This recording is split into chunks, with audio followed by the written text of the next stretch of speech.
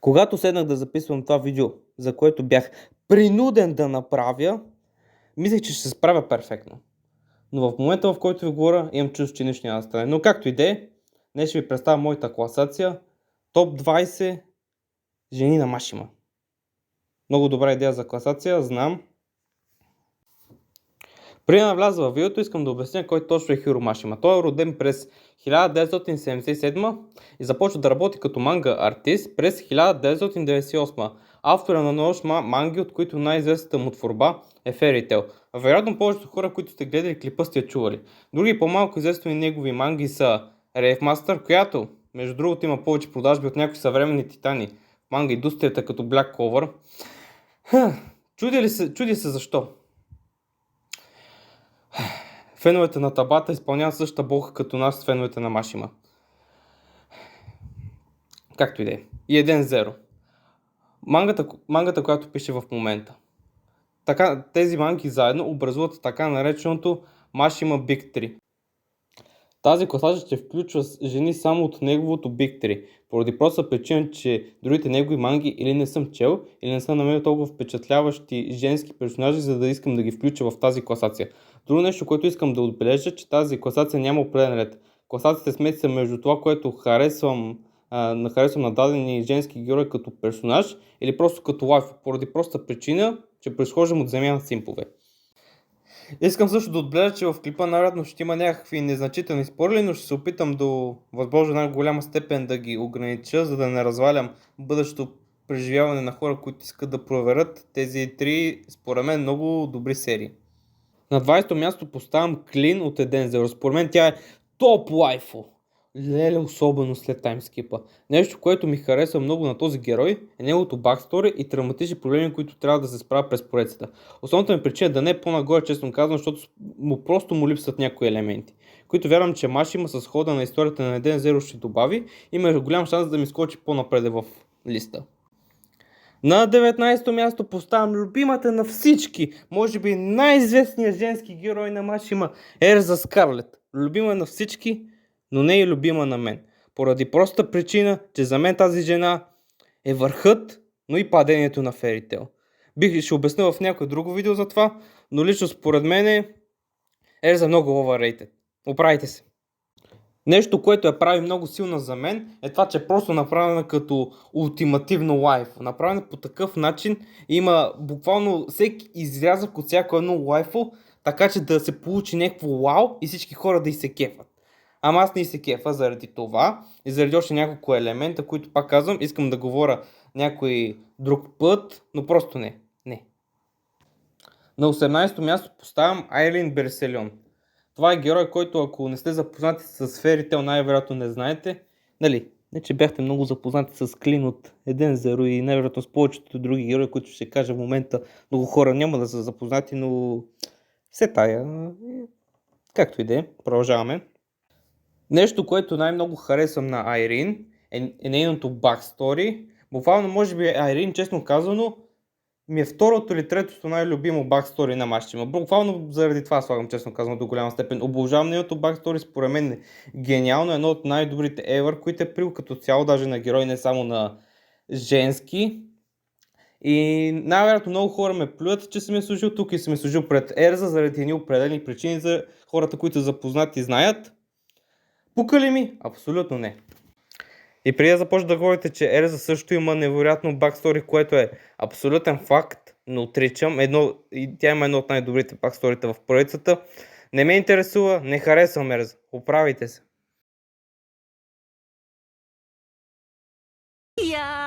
Брандишо сама ва ицу мите мо гоукаку десу на. こっちの爪もお願いできる？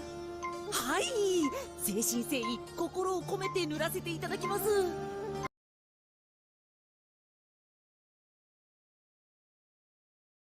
На 17-то място слагам Брандиш. Изключително добра химия с някои герои, съперническа химия, което ми хареса изключително много.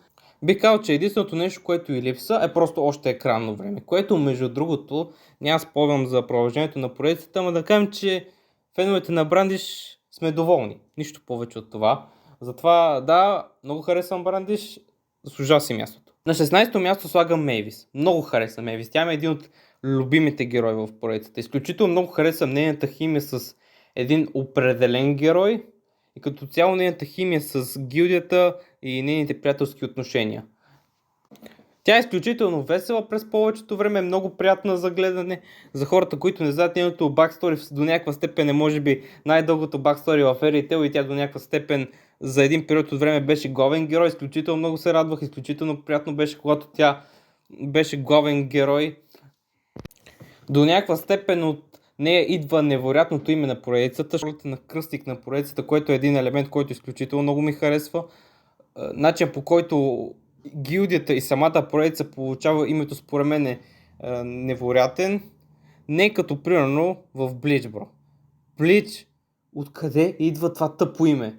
Един приятел ми беше викал, защото аз съм гледал Блич, ама не мога да разбера, примерно го питам, той е голям фен на поредицата, го питам, откъде идва името на Блич? И той ми вика, защото белината бяла и холуцата са бели.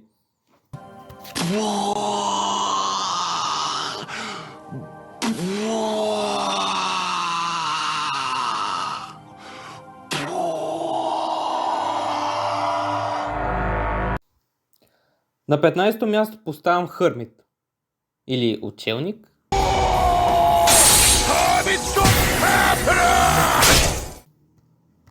Като я виждам, честно казано, аз искам да съм Учелник. И преди някой да ми каже, че това е Лоли, не е Лоли. Вижте пак внимателно. Харесваме, защото е много кют и има изключително добро бакстори. Според мен, нейното бакстори е момента, в който Еден Зеро наистина започва да показва колко различни история, примерно от Fairy Tail, от Рейв, какво иска да разкаже, който изключително много ми хареса. Точно от нейното бакстори започва този момент. Според мен тя е момента, в който Еден Зеро започва като поредица. Пак казвам, баксторито е много добро, изключително приятен и сладък герой е. Въпреки че е кют, баксторито е много тежко. Който го е гледал и го знае, го знае. На 14-то място слагам Валкирия. За този герой, честно казвам, ми е малко трудно да говоря поради проста причина, че ми хареса заради много конкретни моменти, неща, които е направил и конкретни детайли. И ако тръгна да говоря за тези детайли, ще навляза в големи спойлери. Честно казано, наистина не знам какво да кажа за нея. Освен това, че може би мамка му, Юричи, имаш си конкурент. Пази се. На 13-то място слагам сестрата. Сестрата до голяма степен е, може би, бих казал, 1.0 версията на Макима. Нали? През повечето време. И при нея, подобно като Валкирия, трябва да започна да говоря с подробности, защо ми харесва. Но само ще кажа, Машима се развихля по време на нейните битки. Буквално по време на нейните битки имаш чувство, че не четеш манга, а четеш друго нещо. На 12-то място слагам Ултия. Нещо, което много харесвам в Ултия е начинът, по който е написан. Самото писане не знам дали е чак толкова добро, но съм изключително голям фен на нейния герой, начинът, по който е направен, неговата цел, идея и послание. Според мен е един от най-добрите в поредицата. Разбира се, причината да я харесвам толкова много не е само тази, има и много други две интересни причини, които са довеждали до много, така мога да кажа, интересни дискусии между моите приятели. Да. На 11-то място слагам Джувия. Обичам Джувия. Джувия е изключително приятен, забавен герой. Обичам всяка една секунда, която е на екрана, всяка една простотия, която се опитва да направи, за да впечатли знаете кой. Чак не мога да повярвам, че има хора, които не я харесват поради изключително глупави причини. Аз даже познавам един господин, с който съм се карал 2 шибани часа за Джувия. Визирам теб, господин, не съм Венци.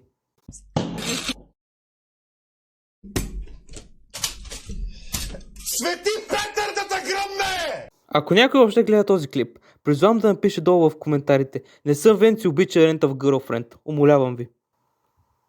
Венци, знам, че гледаш този клип. Спомни от мен, Тейнор Айланд и Тартарос Джувия са пик. Да го душиш. На 10-то място слагам Ребека. Много харесвам Ребека и нейните сили, мистерията около нея, която се заформя в 1.0 поредицата, нейното развитие като герой, бавните разкрития, които стават около нея, развитието на нейните сили.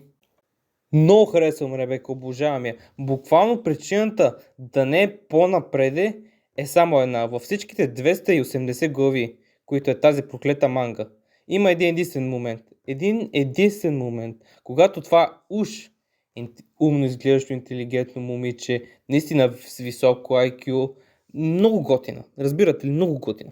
Също така тя е надарена в други области, които не са само умствени. Реши така изведнъж от нищото да стане тъпо, мълно, NPC по-тъпо и пращо по-големи простоти от Нацу и Шики взети заедно, разбирате ли? Разрушаването на 50 000 града от Нацу.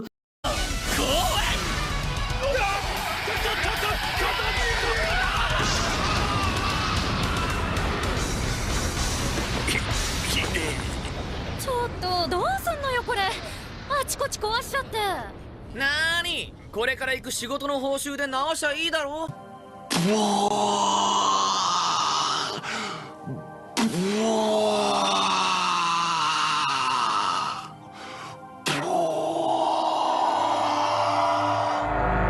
Не е толкова голяма простотия, колкото тази простотия, която тя направи. Буквално, когато го четох, това исках просто да отворя прозореца и да се хвърля отвънка.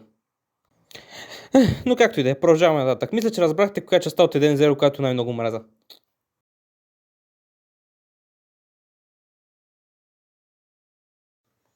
На 9-то място слагам Хомура. Хомура е God tier лайфо. Мега якото лайфо. Освен това, нещо, което много ми хареса при нея са нейните битки. Според мен тя има едни от най-яките битки в поредицата. Честно казано, след главните битки в 1.0, които нали се разбира се битките на Шики, които са мейн героя, след това любимите ми битки в 1.0 са всички Хомура битки. Обожавам всички Хомура битки. В анимето сякаш не бяха направени толкова яки, ама той и самото аниме не е много хубаво. Целият бюджет на втори сезон тива в един епизод. Нали, не че този епизод беше лош, ама на деня има дори манги, които не получават аниме адаптация никога, затова трябва да сме доволни. Реално главният ми проблем с анимето е многото цензура, която много ме притеснява, защото някои много въздействащи моменти според мен напред няма да се получат толкова добре с масивна цензура и това ми притеснява много в анимето. Не, че сега го няма този проблем, ама напред ще става все по-зле и по-зле. Но пак горе-долу анимето е приятно. Със сигурност не е най-добрата адаптация, но не е най-лошата и трябваше да говоря за Хомура, ама тръгнах да говоря за анимето след това. Абе, като цяло Хомура е велика, много кют. Със сигурност е топ 5 кют Машима герой, не се базикам това нещо, което забравих да спомена. Много е кют, много е приятна за гледане. Обожавам Хомура, едни от някаките битки, клирва много герой.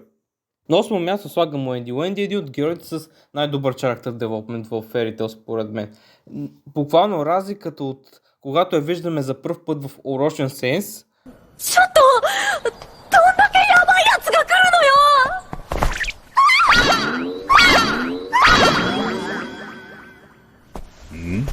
До края на Алварес е толкова огромна. Буквално не мога повярвам, честно казвам, че това е един и същи човек.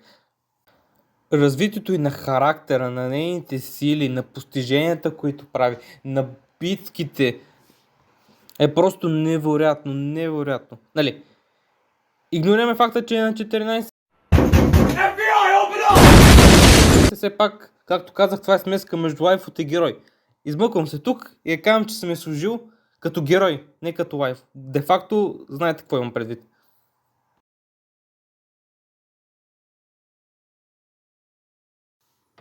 На 7-о място поставям Джулия Драгун Трейфмастър. Голям фен съм на нейния боен стил, начина и на държание и нейната готовност и решимост. Аз лично мисля, че от нея Машима поставя своята идея да прави изключително силни и мотивирани женски герои. Примери за това са 4-те блестящи звезди от 1.0, Хомура, Ребека, Уенди и персонажи, които те първо ще видите в класацията. Разбира се, има и лоши примери за вдъхновени от Джулия.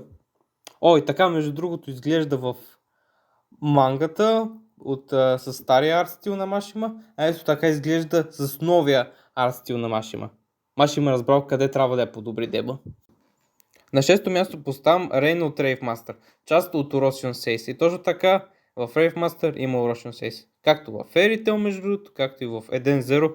В 1.0, между другото, има два Урочен Сейнса.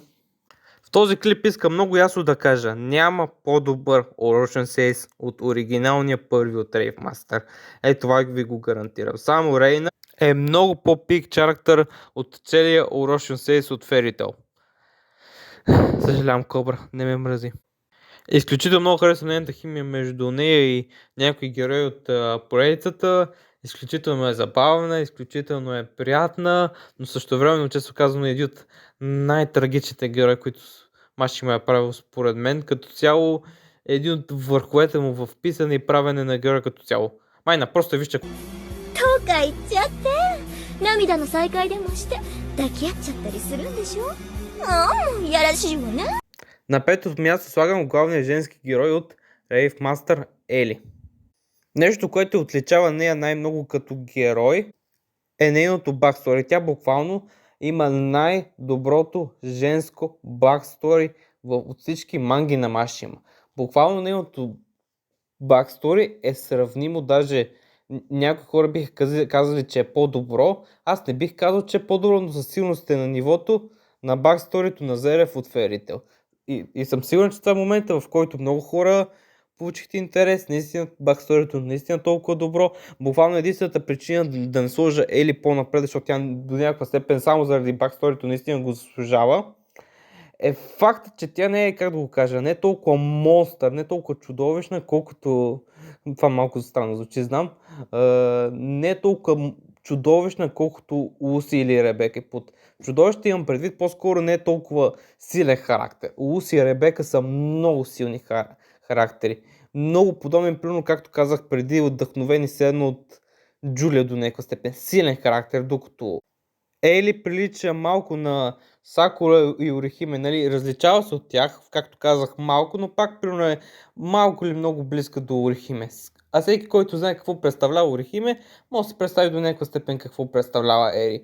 Ели готин герой, ама със сигурност и липсват някои елементи, затова не я слагам по-напред. Иначе нейното бакстори е инсен. Само баксторито е много голямо W за Машима и за Ели като главен женски герой. Със сигурност Ели е много добър главен женски герой само заради баксторито.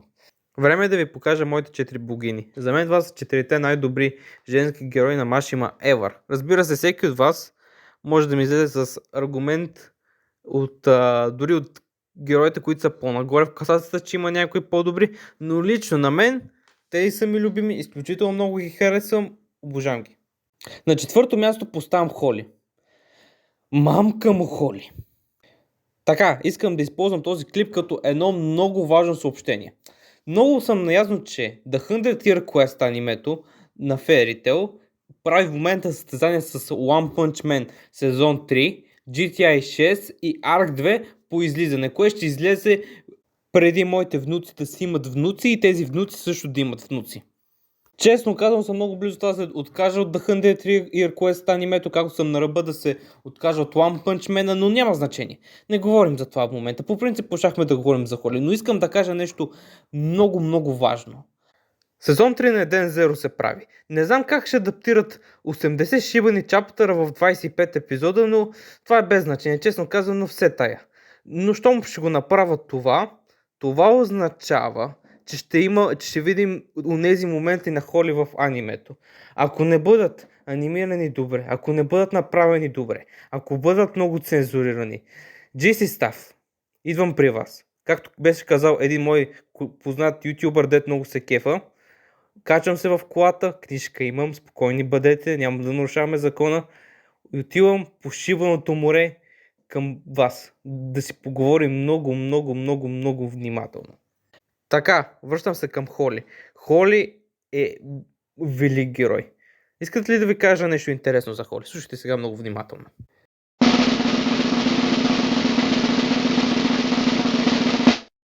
Тя може да готви копеле. Съюзам, че очаквахте да кажа нещо много по-важно. Сега на сериозно, тя е изключително умна, изключително приятна, мега добро бакстори. Тя, честно казано, е част от Урочен Сейс Галактика.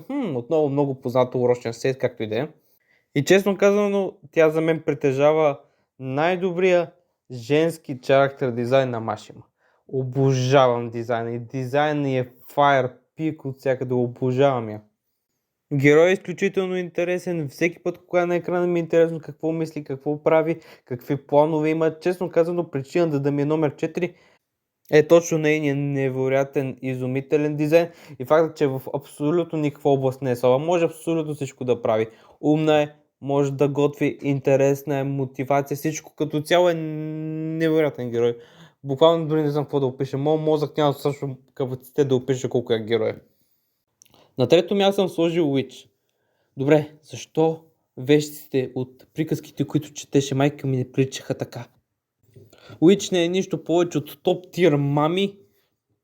Обожавам я, без проблем е, без Shining Star, без Teden Zero Life, без всичко. Обожавам я.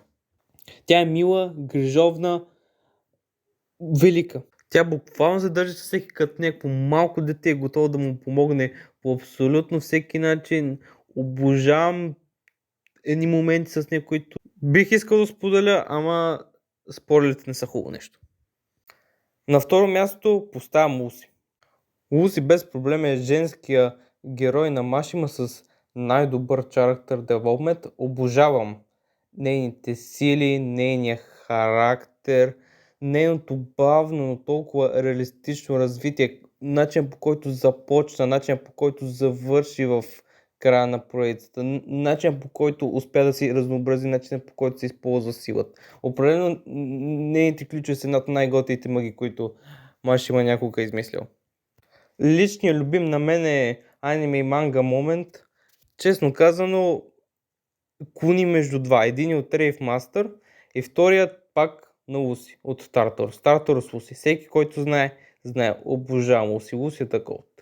И пак то, който от Rave Master не е от жена, затова да. Реално това най-добрият женски момент е на Луси за мен.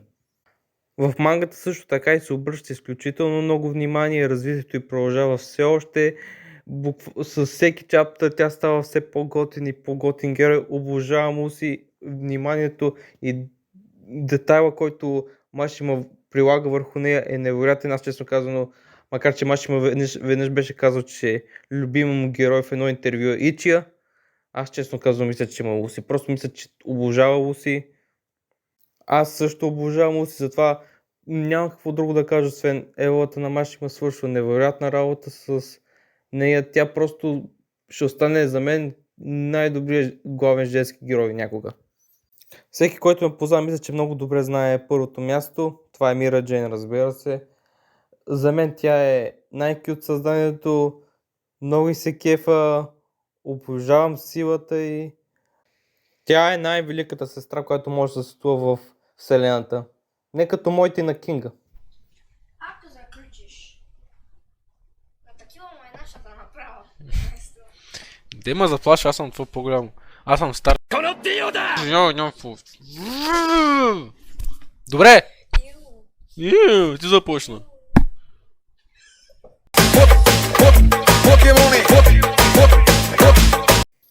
Хареса ми и факта, че има леко скрит злобен характер, но е толкова дълбок и толкова не се вижда, но пак го има. Ето този детайл, примерно супер много ме кефи при нея. Има някакви супер малки детайли, дет ме кефят при нея, но със сигурност за мен тя е best waifu.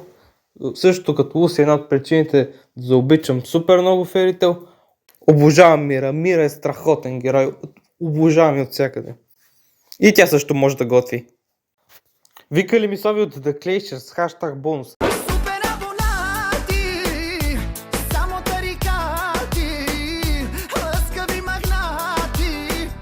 Леви Чан. Причината да включа Леви Чан като бонус са няколко. Първо, забравих я. Честен съм, забравих я.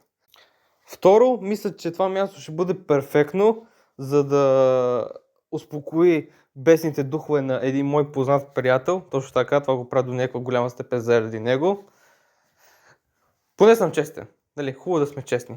Но със сигурност харесвам Леви. Главното и нещо, което харесвам на Леви е връзката с един определен герой. Не ме кефи толкова като самостоятелен, но все пак е много готин герой. Между другото, интересен факт за нея, тя по принцип е трябвало да бъде бекграунд герой, но хората са много харесали, затова не е била бекграунд, премахната като бекграунд герой. Иначе по принцип трябва да е бекграунд герой. Машима явно осъзнал, че в нея се крие злато за специален тип хора. Надявам се видеото да ви е харесало. Сега като си преглеждам записи съм ужасно кринж, осъзнавам, че на много места съм повтарял едни и същи неща, защото фън факт, това видео го записах без никакъв скрипт, просто седнах и почнах да говоря и затова около 50 пъти някакви записи ги пушах от начало, вместо да си напиша един тъп умрял скрипт, да говоря като хората. Но както и да е, надявам се, че ви е харесало.